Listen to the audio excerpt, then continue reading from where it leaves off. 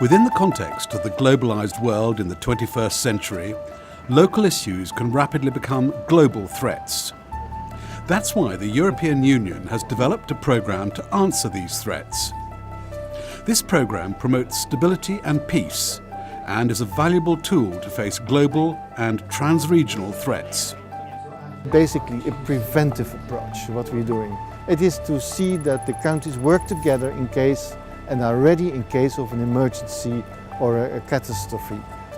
The instrument contributing to stability and peace, known as the IcSP, is responsible for developing specific projects for every kind of threat within a global perspective, removing chemical stocks from Syria, addressing security threats emanating from climate change, cooperating with different countries to combat maritime piracy on the coast of Somalia, or fighting the Ebola virus outbreak in West Africa, are just some of the examples of IcSP activities.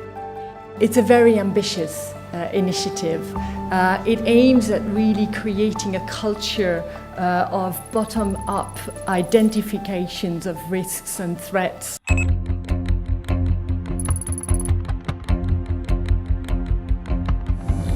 Due to their nature, the activities of organised criminals are frequently interconnected, developing the networks across borders. Drug trafficking, heroin and cocaine for instance, is one of the main illicit activities that take place on a worldwide scale, and thus fighting it requires efficient cooperation at an international level.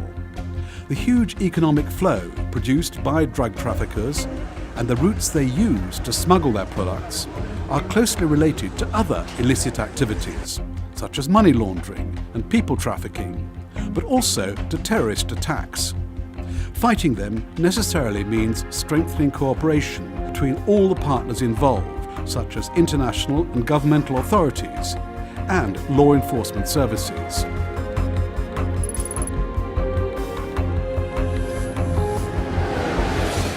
Protecting shipping routes, airports and harbours, as well as computer systems, is crucial. Therefore, actions are launched under the IcSP to fight maritime piracy or to improve aviation security. Additionally, in a world where computers are widely used, cybersecurity is an absolute priority.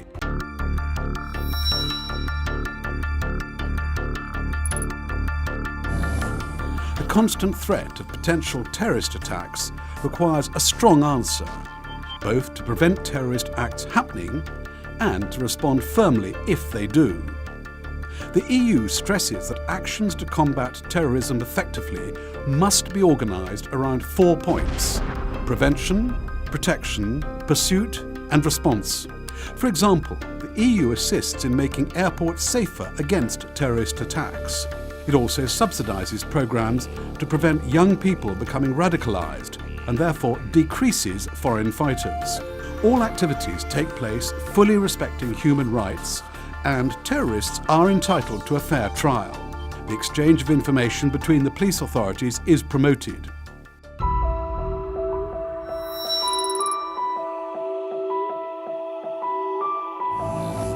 The results of an increase in the Earth's temperature and raising the sea level clearly shows that climate change has become a new threat for global stability. To counter this, the instrument contributing to stability and peace is working on security threats emanating from climate change as a priority that will have increasing relevance in the coming years.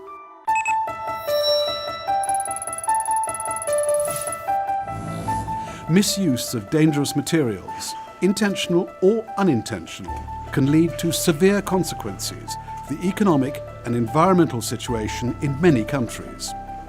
Experience has shown that a regional approach is the only effective response. That is why the EU promotes a chemical, biological, radiological and nuclear risk mitigation programme.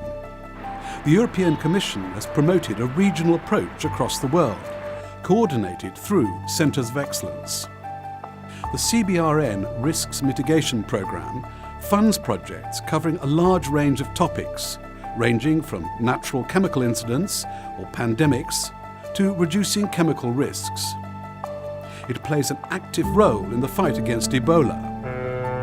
Efforts have also been made to strengthen export controls for things that can be used both for peaceful and for non-peaceful purposes. And I can show you an example. This is a spare part of a vacuum pump. You need vacuum whenever you do an enrichment process in an atomic power plant.